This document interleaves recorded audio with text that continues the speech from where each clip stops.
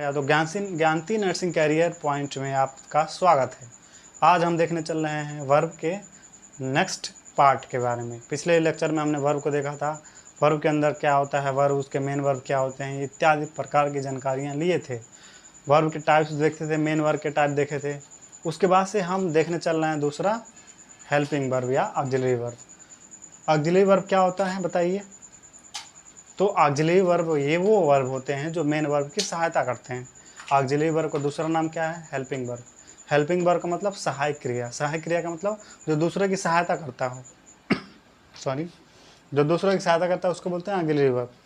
Definition देखिए, auxiliary verb या helping verb are those verb that help main verb in the formation of sentences.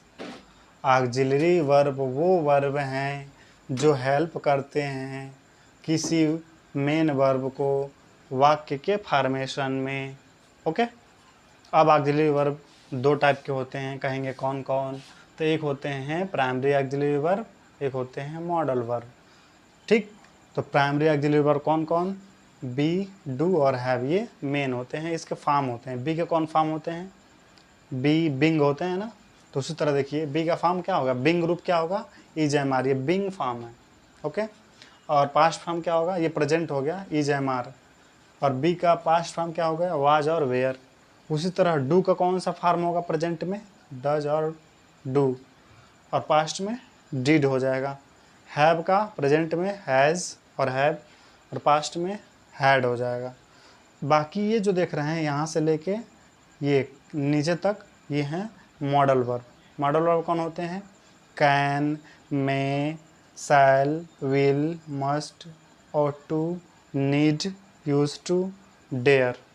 Okay, can का मतलब होता है सकना या शक्ति के लिए यूज किया जाता है। इसमें का मतलब भी वही होता है। शैल मतलब फ्यूचर में यूज किया जाता है। विल मतलब ये फ्यूचर है। मस्ट मतलब अवश्य, ought to, need to, use to, ये सब यूज देखेंगे, मॉडल वर्ब देखेंगे तो।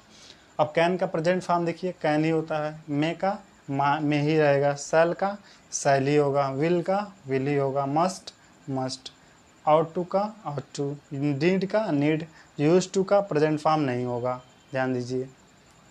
डेयर का डेयर ही रहेगा। अब इसका पास्ट फॉर्म क्या होगा, तो कैन का पास्ट फॉर्म हो जाएगा कुड। देखिए कुड हो गया। और मे का माइट, सेल का शुड, और विल का वुड। कहेंगे मस्ट का कहाँ नहीं लिखे हैं, विल का क्यों नहीं लिखे हैं, और टू क्यों नहीं लिखे हैं, तो इनका नहीं होता है। क्यों, पास्ट फॉर्म होता है, इनका कहाँ लिखेंगे। यूज टू का प्रयोग कर सकते हैं। ओके,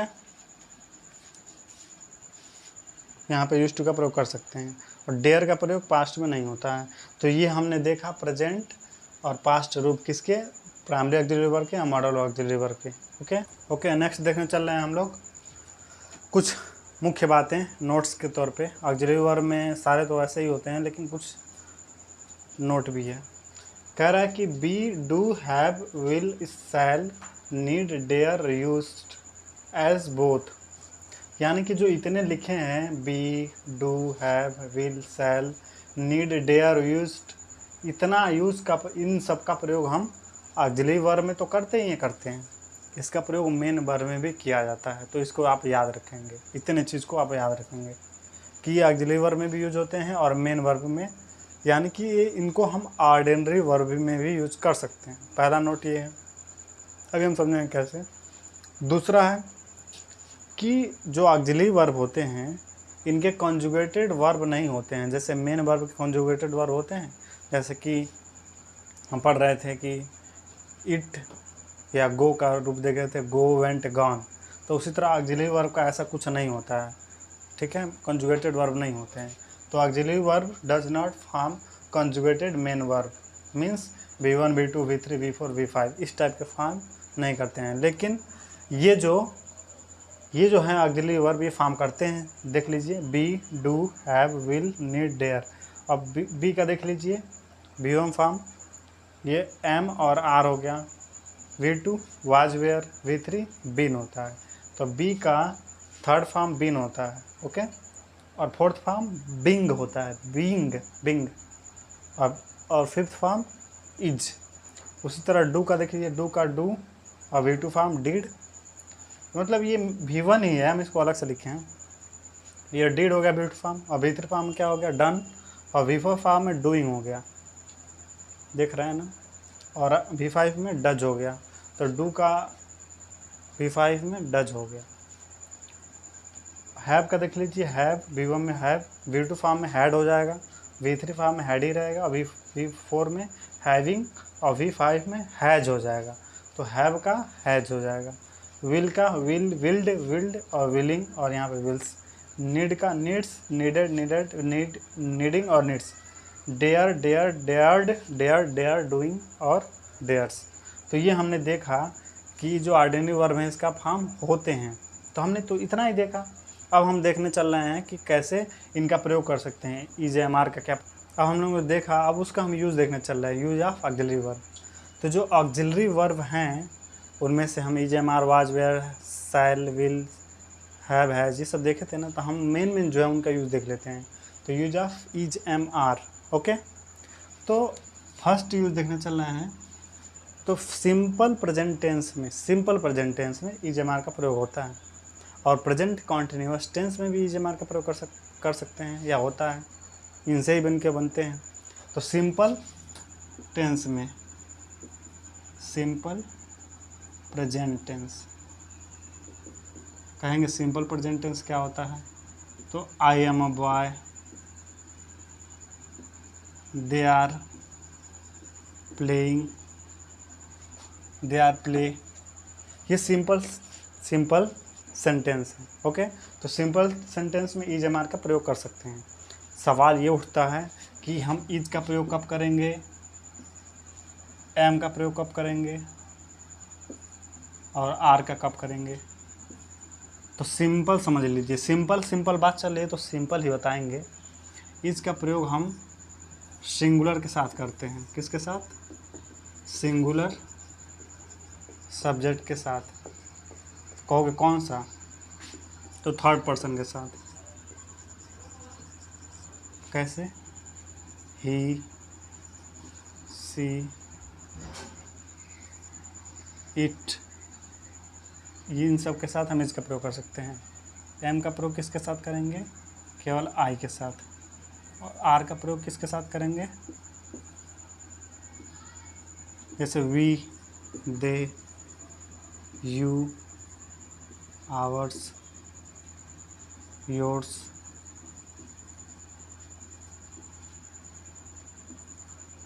दियर्स, और भी हो सकते हैं, प्लूरल नेम। तो हमने देखा कि EJM और आर का प्रयोग किन किन सब्जेक्ट के साथ करते हैं। तो इज का प्रयोग जो ही, सी, इट, राम, श्याम, सीता, गीता इत्यादि के प्रयोग हम कर सकते हैं, ओके। तो सिंगुलर सब्जेक्ट के साथ करेंगे। एम का प्रयोग आई के साथ करेंगे, और आर का प्रयोग वी, दे, यू, और आर। वी मतलब हम लोग, दे मतलब वे लोग, यू मतलब आप या तुम, आर मतलब हमारे, योर्स मतलब आपके, और देयर मतलब उनके। इन सब प्लूरल के साथ हम इनका प्रयोग कर सकते हैं, ओके। अब हम नेक्स्ट देखने चल रहे हैं, कि इसमें हमको क्या पता चलेगा। जैसे है आई एम बॉय, ये है सिंपल प्रेजेंट टेंस, SPT। और दूसरा प्रयोग हम बोले थे कि प्रेजेंट कॉन्टिन्यूअस टेंस में भी यूज होता है, ओके। जैसे आई एम प्लेइंग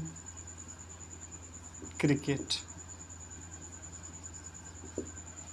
ओके, या आई एम प्लेइंग फुटबॉल।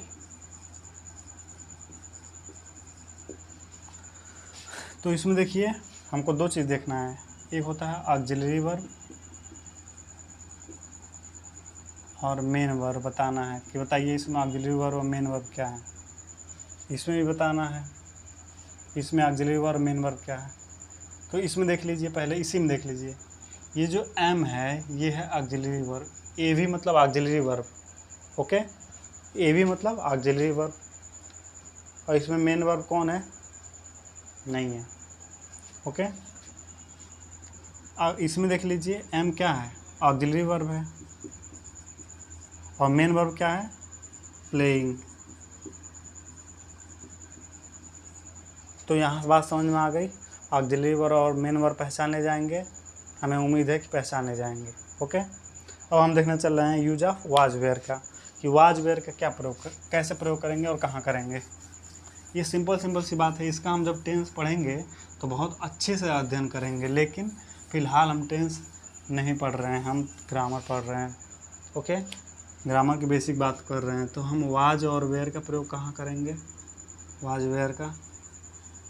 तो बेसिक जानकारी जान लीजिए। पहली बात कि हम प्रेजेंट में नहीं यूज करेंगे, कहाँ यूज करेंगे, पास्ट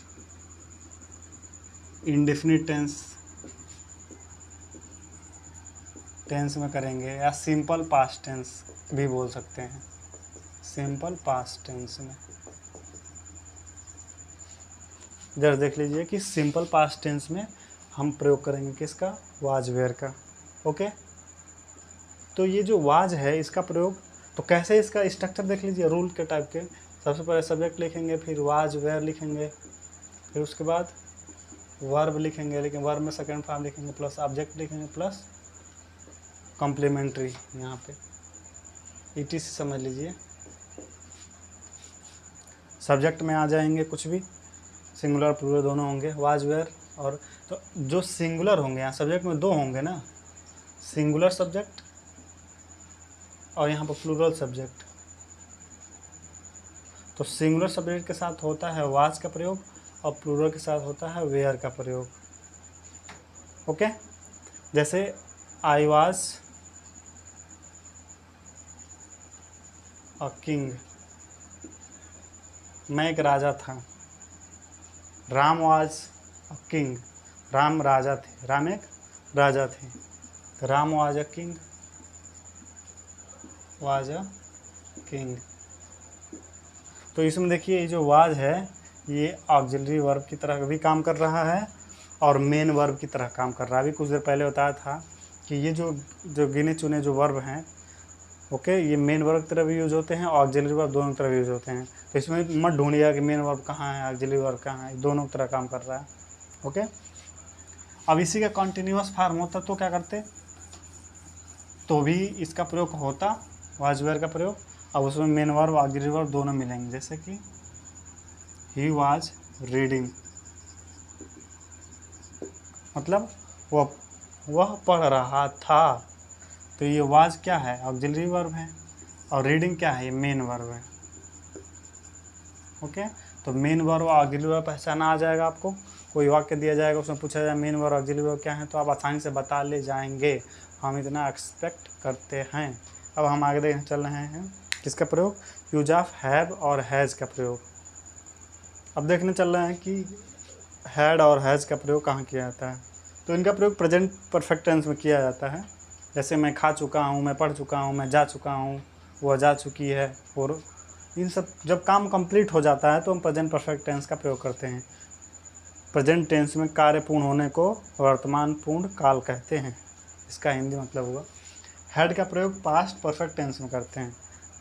भूतकाल में कार्य पूर्ण होने को भूतपूर्ण काल कहते हैं, यानी कि ये पास्ट टेंस में प्रयोग होगा तो हम उसको हैड का प्रयोग करेंगे। ओके, वैसे क्या होता है हम टेंस में देखेंगे। अब हम चल रहे हैं यूज ऑफ डज और डू का प्रयोग देखने। ओके, यूज ऑफ डू और डज। डज क्या होता है यूज, इसका बताते हैं। ये हो गया, हमने उसको डू और डज का प्रयोग कहाँ और कैसे करते हैं। तो पहले देख लीजिए कि प्रेजेंट टेंस के इंट्रोगेटिव सेंटेंस में प्रयोग करते हैं। दूसरा, डू डज का प्रयोग प्रेजेंट टेंस के नेगेटिव सेंटेंस में करते हैं, या कह लीजिए कि प्रेजेंट इंडेफिनिट के नेगेटिव सेंटेंस में कहते हैं। तो ऐसा पॉइंट वाइज लिख रहे हैं आप भी, नोट्स अच्छे से पेन काम पे लेकर बैठे होंगे तो नोट्स तो बनाएंगे ही, तो हम भी नोट्स बनाने की सुविधा के हिसाब से लिख रहे हैं। देखिए, प्रेजेंट इंडेफिनिट टेंस में करते हैं इसका प्रयोग, या इसी को सिंपल प्रेजेंट टेंस भी कह सकते हैं। सिंपल प्रेजेंट टेंस के किस में, निगेटिव में, निगेटिव में। प्रेजेंट टेंस के, सिंपल प्रेजेंट टेंस के निगेटिव में प्रयोग करेंगे। तो इसका स्ट्रक्चर क्या होगा, subject plus do does plus not plus verb plus object, इस तरह के स्ट्रक्चर हो गया। तो अब हमको देखना है इसी का ना प्रयोग देखना है, डू और डज का। तो कहाँ इतनी तकलीफ में रहेंगे, कोई टेंशन है का, कोई टेंशन नहीं है। क्यों, अरे भैया डू डज का प्रयोग बहुत आसान है। कहोगे कैसे, आपको आसान लग रहा है तो हमको थोड़ा ना लग रहा है, तो आपको भी लगेगा। ध्यान से देखिए समझिए, ये डू है और ये डज है। इतना बड़ा बड़ा क्यों लिखे हैं, क्योंकि अच्छा से दिखाई दे।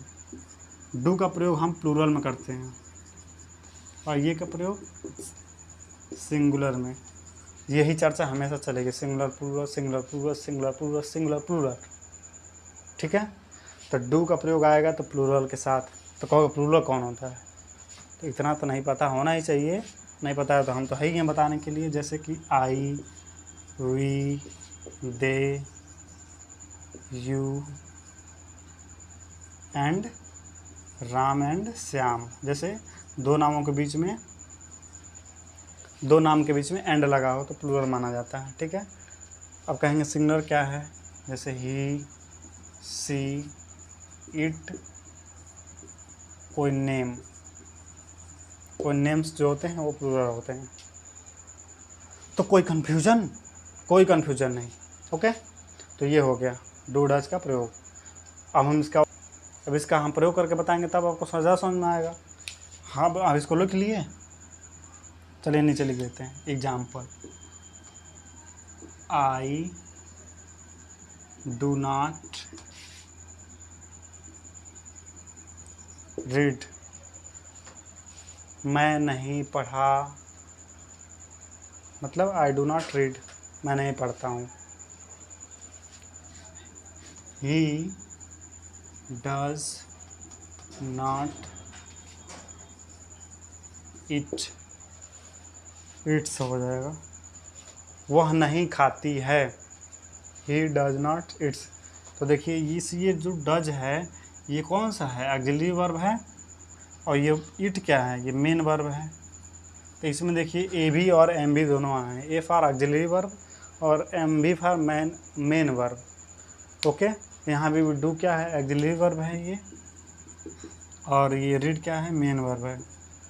तो इतनी छोटी सी बात बड़े शब्दों में बताने की क्या ज़रूरत है, सिंपल सी बात। तो सिंपल सी बात ये तो हम देख लिए प्रेजेंट इंडेफिनिट टेंस का प्रयोग। अब देखने चल रहे हैं इसका, तो ये निगेटिव सेंटेंस में देखें। अब हम प्रेजेंट टेंस के इंट्रोगेटिव में देखने चल रहे हैं। इंट्रोगेटिव मतलब समझ ही रहे होंगे, प्रश्नवाचक सेंटेंस में। तो इसका स्ट्रक्चर बता रहे हैं, do does plus subject plus not plus verb plus object plus question mark, AT से कर लीजिए। तो जैसे कि डू यू रीड डेली, ये एक एग्जाम्पल हो गया। ठीक, तो डू का प्रयोग यानी कि डू डज को पहले लिख देंगे, उठा कर पहले लाइए, पटक दीजिए सब्जेक्ट के पहले, सब्जेक्ट ये है उसको पहले पटक दिए, उसके बाद वर्ब आ गया। ठीक है, लेकिन निगेटिव नहीं बनाया है, निगेटिव हटा भी सकते हैं। ठीक, तो डू यू रीड डेली, क्या आप प्रतिदिन पढ़ते हैं। ओके, तो ये क्या हो गया, इंट्रोगेटिव सेंटेंस में डू का प्रयोग हुआ। हाँ हुआ, तो हुआ तो इसका मतलब ये है कि डू डज का प्रयोग इंट्रोगेटिव सेंटेंस में भी होता है, अर्थात इससे यह सिद्ध होता है। बस, तो ये हम देखें इंट्रोगेटिव सेंटेंस में। ओके, अब हम नेक्स्ट देखने चल रहे हैं। ओके, अब हम देखने चलें कि प्रेजेंट टेंस में एक स्पेशल केस होता है कि अगर सिंपल प्रेजेंट टेंस है ना, जैसे कि आई हेल्प्ड हिम। ओके, मैंने उसकी सहायता की या किया, तो या मैंने उसकी सहायता की, हेल्प होगा ना, तो आई हेल्प हिम, तो ये सिंपल सेंटेंस हो गया। सिंपल सेंटेंस मतलब मैं उसकी सहायता करता हूँ। तो जब सिंपल सेंटेंस को इम्फैटिक तरीके से बताना हो, कैसे, इम्फैटिक तरीके से मतलब उसमें जोर दिया गया हो, क्या दिया गया हो, जोर दिया गया हो किसी सेंटेंस को जोर दे के बताया गया हो कि मैं अवश्य ही उसकी सहायता करता हूँ, मैं उसकी सहायता करता हूँ, मैं अवश्य ही उसका सहायता करता हूँ, जोर दिया गया है, मैं ही तो करता हूँ, मैं अवश्य ही सहायता करता हूँ। तो जब जोर दे के बताया जाएगा तो उसमें क्या हो जाएगा, आई डू हेल्प हिम, मैं ही उसकी सहायता करता हूँ। इसका क्या मतलब, मैं ही उसकी सहायता करता हूँ या मैं अवश्य ही उसकी सहायता करता हूँ। तो ये हो गया, जब एम्फैटिक तरीके से किसी बात को रखना होगा तो हम इसका प्रयोग करेंगे। ओके, अब देखने चल रहे हैं हम, ये हमने प्रेजेंट टेंस के देखे थे, अब देखेंगे पास्ट टेंस के। तो जैसे हम प्रेजेंट टेंस में किसी भी सेंटेंस को एम्फेसाइज करने के लिए, उसको हम थोड़ा जोर देने के लिए प्रयोग करते हैं, उसी प्रकार हम पास्ट टेंस में भी करते हैं। डू का प्रयोग पास्ट टेंस के इम्परेटिव सेंटेंस में इम्फैटिक प्रेजेंटेशन के लिए भी किया जाता है। लिखा गया है कि do used in imperfect tense imperative sentence for the emphatic presentation, यानी कि इम्परेटिव सेंटेंस में इम्फैटिक तरीके से प्रेजेंटेशन के लिए हम डू का प्रयोग करते हैं। ओके, तो ये तो हम इम्परेटिव में देख रहे हैं। जैसे बी केयरफुल मतलब सावधान रहो, सावधान रहो ऐसे बात कहा दिया गया। डू बी केयरफुल, सावधान अवश्य रहो या अवश्य सावधान रहो, यानी इसको डू बी केयरफुल, सावधान रहने के लिए इसमें इम्फेसाइज किया गया है। कॉमन टाइम, समय पर आओ, डू कॉमन टाइम, अवश्य समय पे आओ या समय पे आना जरूरी है। ओके, डिड का प्रयोग हम सिंपल पास्ट टेंस में नेगेटिव सेंटेंस में भी करते हैं, किस लिए, उसको इम्फैटिक तरीके से प्रेजेंटेशन के लिए। लेकिन ये पास्ट टेंस में डिड का प्रयोग सारे पर्सन के साथ कर सकते हैं, डिड का प्रयोग सबके साथ, डिड इज ऑलवेज, आज ही सारे सब्जेक्ट के साथ ये फिट बैठता है। जैसे he did not help me, मतलब उसने मेरी सहायता नहीं की। ओके, तो ये डिड का प्रयोग कर दिए इसमें। उसी तरह इंट्रोगेटिव सेंटेंस में डिड का प्रयोग करते हैं। Did they joining any party, क्या उसने कोई पार्टी ज्वाइनिंग की, ये हो गया। उसी तरह हम पास्ट टेंस में हम इम्फैटिक तरीके से, अगर जैसे दिया हो सिंपल पास्ट टेंस हो इस तरीके से, सिंपल पास्ट टेंस, जैसे आई हेल्प मी,